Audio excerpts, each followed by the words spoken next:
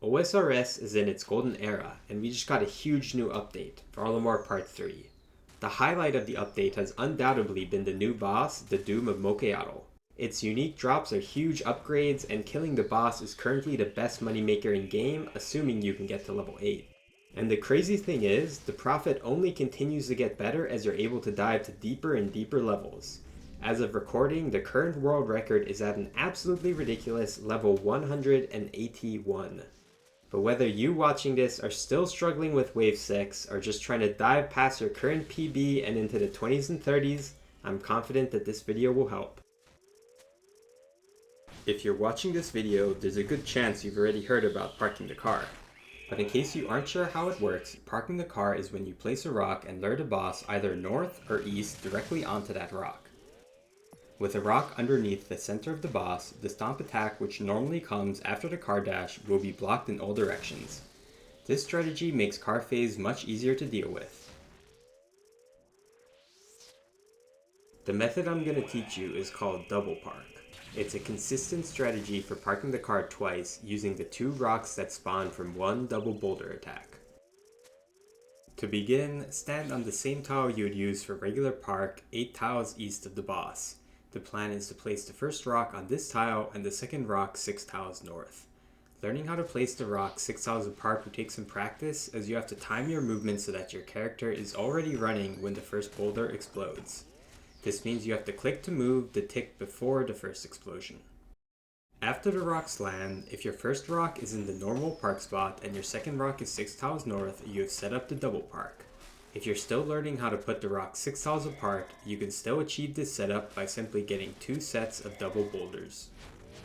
To execute the double park, start with the regular park. Any of these tiles can be used to lure onto the single park tile. For the second park, you must be stood on this exact tile underneath the boss for it to travel exactly 6 tiles north. If you don't stand under the boss, you can instead stand in melee range on any of these 3 inner tiles to make the boss move 7 tiles north instead of 6. If that happens, the second rock you placed will be 1 tile below the boss's center, so it will only give protection for the southern half of the room.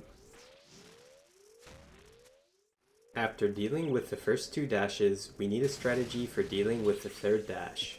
There are different ways to do this, and improvising off the randomly spawned rocks is often a good option. The simplest way I've found to solve the third dash is to stand 10 tiles away so you can keep attacking while luring the boss either west or south. Let's say we use the south side. If the boss went 6 tiles north, stand on the lure tile and continue to attack the boss. As soon as the eye appears, you can run directly north and be safe from the car. The point of this lure tile is that it's already outside the path of the car, so you won't get hit by the dash. If you want to put down a third rock for the third dash, I have this tile marked S for south, but there's nothing special about that tile, and anywhere outside the car dash will work. A lot of the times, there will be a randomly spawned rock that is more convenient to use than your third rock anyway. If we lure the boss west instead of south, it basically works the same way. Stand on the lure tile, keep attacking until the eye appears, then run to your third rock. And that covers all the basics of the strategy. You should now know enough about double park to start trying it out in your runs. The rest of the video just covers additional details and is broken up into sections, so feel free to jump around. The only special thing about the single park tile is that it acts as the eastern edge of the room for the boss, which makes it the easiest tile to lure to. Actually, any of these 6 tiles can be used to park the boss for the first dash. The number indicates the distance that the boss travels to get there.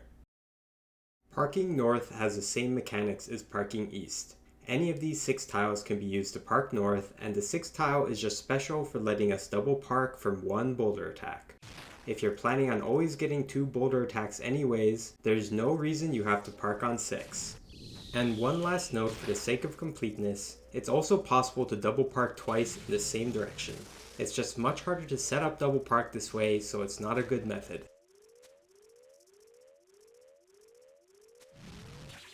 The 7 block is my name for a variation of double park where we make use of 2 sets of boulders to place 4 rocks. To start, place the first 2 rocks like normal. For the second set of double boulders, we start on the 7 tile and run to the 7 west tile for the second rock. These two tiles are 6 apart, so this works the same way as regular double park.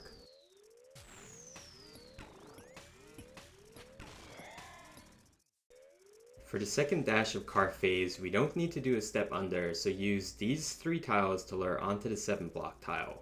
We have a park set up on both 6 and 7, so if we lure to 7, the rock on 6 does nothing, and vice versa.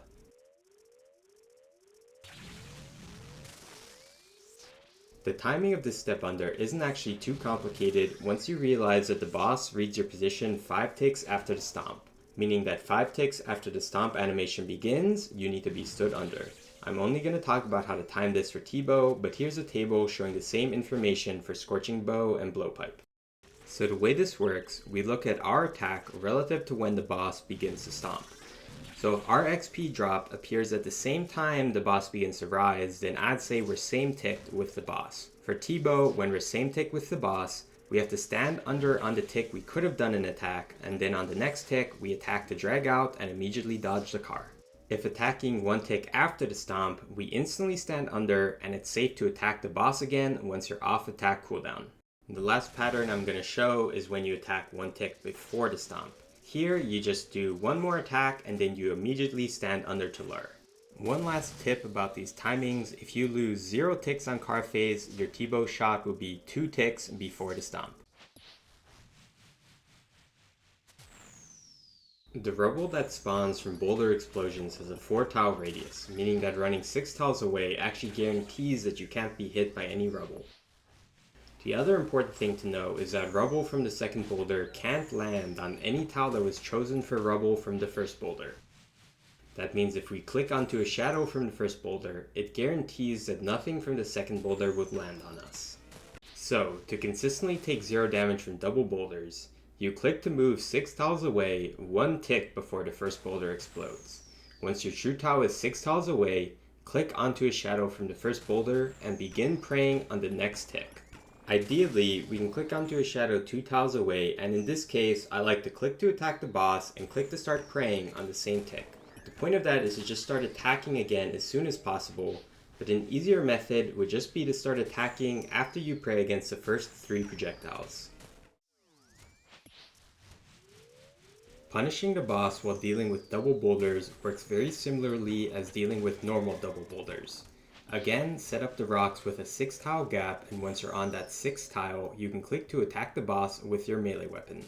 This strategy is nice because it avoids all rubble, but you might get pathed through tiles with poison.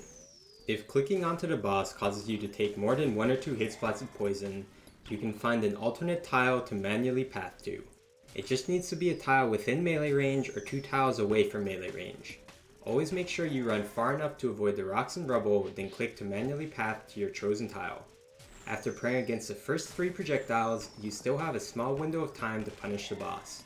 Note that if you get stalled by the second rock, you will never punish in time, so always make sure you run for long enough to dodge that second rock. When the boss does the double boulder attack, it is delayed from going into shield phase. You can take advantage of this by attacking the boss right as it brings its shield together. If your hit lands and brings the boss below 75% at the same time the boss throws the boulders, you can keep attacking and get 2 additional free hits before shield phase starts. You can use this strategy to consistently hit the boss to around 60% before shield phase starts. All you really need to do is learn how to lose minimal ticks while dealing with the double boulder attack. The strategy where you same tick, click to attack, and start praying is very good for that.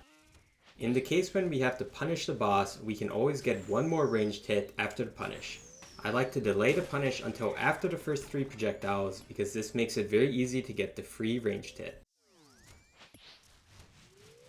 The plugins I recommend are the combination of Skybox and Blindfold to allow you to see shadows better, radius markers to show the orb protection area, NPC indicator and better NPC highlight for tagging NPCs, and custom menu swaps to give priority to attacking grubs.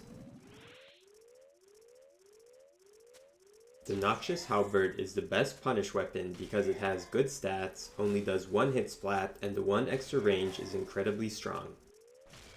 The Ancient God Sword is also incredibly strong because it can be used to heal 25 HP by speccing Shield Phase. It's worth bringing a Blowpipe, Ceradomin Godsword, or Eldritch Staff for speccing the Volatile Earth. You have a guaranteed max hit, and you can heal off of these completely for free if you kill the boss just as it exits Car Phase. My take on Thralls is that you should stop using them once you're able to get past around level 20. Elite Void is definitely better than Missouri, but the difference is very small. You can use Lunar Spellbook with Cure Me to avoid bringing extended antivenoms. This isn't really worth it unless you're able to push past around level 40. And that's everything. This has been my deep delve guide for the Doom of Mokhaiotl. Thank you so much for watching, and if you want me to make more guides, drop a like and leave a comment telling me what to do next. That's it for the video. Good luck on your drops. Peace.